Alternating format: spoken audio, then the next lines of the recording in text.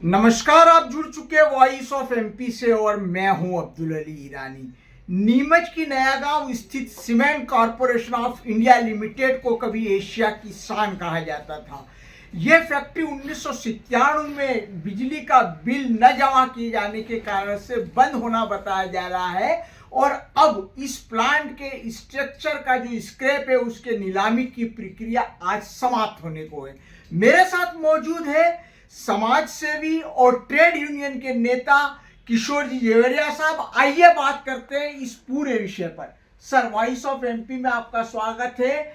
CCI को लेकर जो वर्तमान में हल्ला मचा हुआ है, क्या कहेंगे? आपका बहुत बहुत धन्यवाद कि आपने इस करंट इशू पे बात करने के लिए आज आपने इंटरव्यू कर रहे हैं। देखिए, जब इंदिरा गांधी की सरकार थी तो इंदिरा जी ने उस समय ये थे कि निजी क्षेत्रों में सीमेंट का जो वर्चस्व था वो निजी क्षेत्रों के हाथ में था। तो उस वक्त जो है सीमेंट कंट्रोल से मिला करती थी और देश में जब विकास हो रहा था, इंफ्रास्ट्रक्चर डेवलप हो रहे थे, तब सीमेंट की बहुत ज़रूरत पड़ती थी। तो इसलिए फिर इंदिरा गांधी ने सार्वजनिक उपक्रमों के हिसाब से सार्वजनिक क्षेत्र के अंदर ये सीसीआई की स्थापना का काम चालू हुआ। फिर धीरे धीरे और भी सार्वजनिक उपक्रम लगे, सीसीआई की और भी फैक्ट्रियाँ लगी और नीमच की जो ये नया गांव की जो सीमेंट फैक्ट्री थी सीसीआई, इसका जो बेल्ट है, इसका जो पत्थर है, वो बहुत ही उत्तम क्वालिटी का पत्थर था और बहुत अच्छी सीमेंट बनती थी। तो सीसीआई की सीमेंट को दूसरे जो प्राइवेट कारपोरेट सेक्टर के लोग थे वो कम्पीट नहीं कर पा रहे थे। तो उनका शुरू से ये कोशिश थी कि सीसीआई फैक्ट्री को जैसे तैसे बंद करने की कोशिश की जाए, क्योंकि मार्केट के अंदर इसका जो सीमेंट था वो बहुत उत्तम क्वालिटी का था। बाकी दूसरी जो बिरला की है या एसीसी की जो भी दूसरे प्लांट थे, उनकी सीमेंट इसके उसमें हल्की पड़ती थी और ये सस्ती भी पड़ती थी, तो इसका सीमेंट उत्पादन बहुत अच्छा भी था। तो धीरे धीरे क्या हुआ कि लोगों ने, जो कारपोरेट सेक्टर के लोग हैं, उन्होंने इस सीसीआई के अंदर ऐसे अफसरों की नियुक्ति कराई जो इस प्लांट को धीरे धीरे घाटे की तरफ ले जाए। तो उसके हिसाब से फिर उन्होंने जो अफसर करे, तो उसके बाद फिर जब अफसर ऐसे बन गए तो धीरे धीरे कर्मचारियों ने भी फिर मक्कारी चालू कर दी और इसके अंदर सीमेंट प्लांट के अंदर चोरियां भी होने लगी और कई बार पकड़ी भी गई, चोरी भी पकड़ी गई कई बार। और धीरे धीरे ये सारा दोष जो है अधिकारियों ने कर्मचारियों पर डाल दिया कि कर्मचारी मक्कारी कर रहे हैं, कर्मचारी चोरी कर रहे हैं, इस तरह की बातें आने लगी और धीरे धीरे इस प्लांट के लिए एक मानसिक रूप से लोगों का माहौल ही बना दिया गया कि इस प्लांट के अंदर जो है कर्मचारी काम नहीं करते। और धीरे धीरे इस प्लांट को कोई भी प्लांट सरकार का एक ये रहता है कि पहले किसी उपक्रम को बदनाम करो और फिर बदनाम करने के बाद उसको बंद करने का काम करो, ताकि जनता के अंदर ये मैसेज जाए कि अच्छा हुआ ये बंद कर दिया। जैसे आज की तारीख में भी अगर हम देखें तो जो सरकार है वो जितने भी सरकारी उपक्रम बंद कर रही है उसके पहले उसको खूब बदनाम करती है, चाहे वो बैंकों का हो, चाहे रेलवे का हो, चाहे बसों का हो या और भी कोई सरकारी उपक्रम हो। पहले बदनाम करो और फिर उसको बंद करो ताकि पब्लिक के अंदर ये मैसेज जाएगा अच्छा हुआ ये बंद कर दिया। तो ऐसे ही सीसीआई का काम हुआ।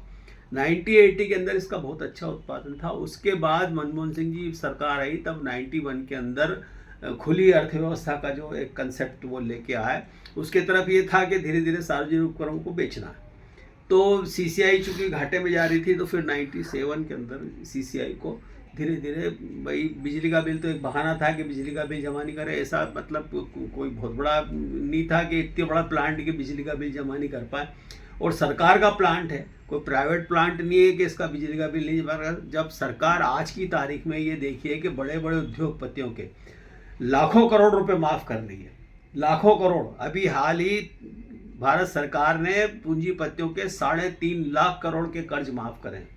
तो ये सीसीआई तो खुद सरकार का प्लांट था, तो बिजली का बिल माफ़ कराने में इसी को बहुत बड़ी आफत नहीं आ रही थी जो इसका बिजली का बिल नहीं हो सकता है। तो एक बहाना था प्लांट को बंद करने का, वो बिजली के बिल के बहाने इस प्लांट को बंद कर दिया गया। बंद कर दिया गया तो फिर इसको चालू करने की एक राजनीतिक कवायद कहना चाहिए कि वो क्या होता है, हर राजनीतिक की मजबूरी रहती, वो तो कहेगा नहीं कि अभी सीमेंट का प्लांट चालू होगा वापस से, वो तो यही कहेगा कि हाँ चालू करेंगे, हाँ चालू करेंगे, पर चालू करने के लिए कभी किसी ने गंभीर प्रयास नहीं करे। चाहे वो लक्ष्मी नारायण पांडे जी हों, चाहे वो मीनाक्षी नटराजन जी हों और चाहे वो वर्तमान सांसद सुधीर गुप्ता हों, सबने कहा कि सीसीआई प्लांट चालू होना चाहिए, सबने कहा सीसीआई प्लांट चालू होना चाहिए। पर मुझे बताएं ज़मीन पे किसने काम करा किसने सरकार में इतनी अपनी दमदारी से आवाज़ उठाई कि सीमेंट प्लांट को फिर से चालू करें।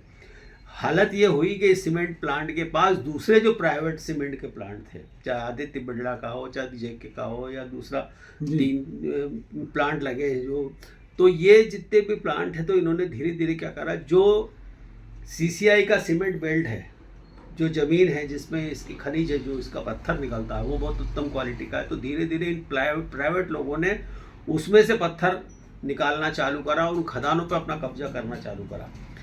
करीब 5-6 साल पहले भी की बात है कि हम लोग खुद, हमें पता चला कि वहाँ पर जो चौकीदार था उसने कहा कि सर यहाँ पे जो है ये बिरला ग्रुप का जो प्लांट है ये सीसीआई की ज़मीन पर कब्जा कर रहा है। फिर हम वहाँ गए, जून का महीना था, भरी दोपहरी में गए और वहाँ देखा तो उस प्लांट से इनके माइनिंग की तरफ जो है एक सड़क बना दी गई थी करीब 5-6 किलोमीटर की। तो हमने जाके फिर उसको रुकाया, फिर उसके बाद हमने इसकी कंप्लेंट करी, भारत सरकार को कंप्लेंट करी, वहाँ से एक अधिकारी आए और आराम से इनके डाक बंगले में रुके, और डाक बंगले में रुकने के बाद फिर क्या होता है सबको पता है, और वो मामला वहीं का वहीं दबा दिया गया। तो सरकार की नीयत कभी इस प्लांट को चालू करने की रही नहीं, सरकार की प्लांट चालू करने की नीयत नहीं रही, और न ही हमारे सांसद किसी भी सांसद की, जैसे लक्ष्मी नारायण पांडे जी से लगाकर और सुधीर गुप्ता जी तक, किसी की भी नीयत कभी इस प्लांट को चालू करने की नहीं रही। पर वोट के लिए इनको ये कहना पड़ता था हर बार कि प्लांट चालू करें, पर नीयत कभी नहीं। नीति और नीयत दोनों ही खराब थी इनकी। नीति और नीयत दोनों ही खराब आप बता रहे हैं। क्या अब इसमें कोई संभावना आप देख पा रहे हैं? देखिए, अब इतने साल तक मशीनरी जब पड़ी रही तो निश्चित रूप से वो भंगार हो गई, उसमें जंग लग गया, बंद हो गया। आज की तारीख में इन मशीनों को, और अब जो नई मशीनें आ गई वो इतनी उन्नत तकनीक की आ गई है कि अब इस प्लांट को चालू करने का इस वर्तमान मशीनों के साथ मतलब न तो समझदारी की बात है और न संभव है, क्योंकि ये मशीनें सब करीब सब जंग खा गई है सारा, तो ये तो हो गया भंगार। तो अगर आप इसको चालू भी करेंगे तो इसका कोई अर्थ नहीं बचता है, ये तो भंगार के अंदर ही जाएगा। क्योंकि आज की जो नई मशीनें आई हैं और जो नया टेक्निक आया है, जो इससे अच्छे क्वालिटी की सीमेंट बन रही है, उसके अगर कंपटीशन में इसको खड़ा करेंगे तो वो चलना नहीं है, और इसको वापस खड़ा करने में उतना पैसा खर्च हो जाएगा जितने में नए प्लांट की नई मशीनें लग जाएगी। तो निश्चित रूप से ये मशीनें तो भंगार के भाव जानी है। अब भंगार के भाव जानी तो इस भंगार को बेचने के लिए जो अभी राजनीति चल रही है, सरकार तो यही कहती रही कि अभी सांसद महोदय का 4 दिन पहले बयान था कि हम इस सीमेंट को प्लांट को चालू कर रहे हैं। वो एक औपचारिक बयान था, उसमें कोई दम नहीं था। मुझे बयान पढ़ते समझ में आ गया था कि औपचारिक बयान है, और क्योंकि इसकी पहले से ही प्रोसेस चालू हो गई थी कि इसको भंगार को बेचना। अब वो 400 करोड़ का और ये सब हवाई बातें थी, कोई 400 करोड़ का स्क्रैप बिकता नहीं है, जितने का स्क्रैप है। पर ये है कि अभी आपने टेंडर देख ही लिया है कि 4 करोड़ कुछ रुपए का बोली शुरू हो, बोली तो 40 करोड़ से शुरू, 4 करोड़ से नहीं, हाँ। उसके बाद ये बोली बढ़ती जाएगी। अब स्क्रैप वाले जो लेने आएंगे वो देखेंगे स्क्रैप किस काम का है, मशीनें कुछ काम की हो सकती है निकल जाए।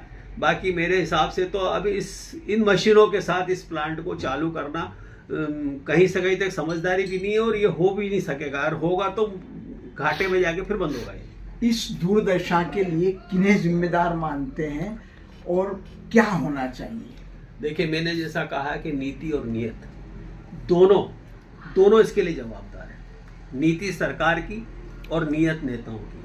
क्योंकि सरकार की जो नीति थी वो थी कि सार्वजनिक क्षेत्र के उपक्रमों को निजी हाथों में बेचना, ये सरकार की नीति थी।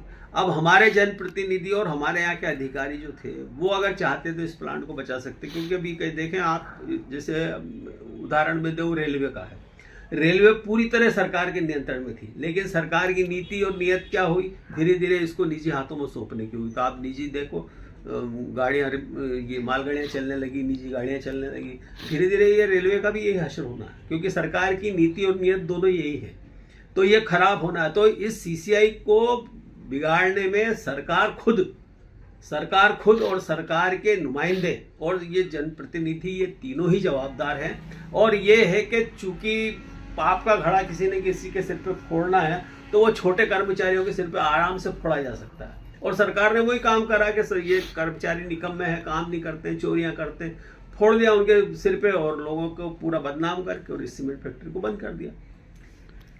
किशोर जवरिया साहब ने दो टूक बात कही है कि सीसीआई की इस दुर्दशा के लिए जो जिम्मेदारी है वो सरकार की नीति और नेताओं की नीयत को है।